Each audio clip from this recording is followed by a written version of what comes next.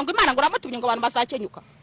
nijya wisha abantu mu Rwanda se yabonye ari ngiye gikenya abicenda kare bari muri gereza bibikenya yabonye bari wa gikenya kizakenyuka mwana wafutse ejo bundi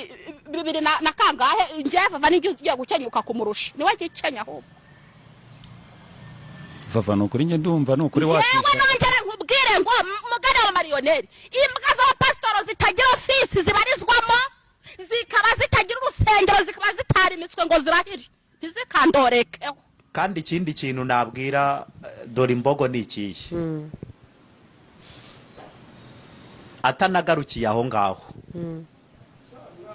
vuba bidatinze ariho umwuka wo gukenyuka numamagara sinzitaba nureba nabi tugahura naramukanye kamere tuzanamerana nabi yampaye kimwe nuriya mugore wa mugore nguhaye gasopo umuhenye ngiye nguhaye gasopo niba uvi wawe ugatesha urubyaro rwawe n'umugabo wawe ukaza kwiri gukora abantu nkaho wafashe abantu nka zahabu mu kanwa kawe ngenda kwisabye kandi ntuze kunera umwaka muri uko kwa mbere ubona vava yakenyuka kuko mwabivuze oya ariko niba mu pastor Imana yamubwiye yakiwere ware niba ukiza uzakibwire ngo vava yaravuze ngo ntago azakenyuka kuko wabivuze yego nyagasa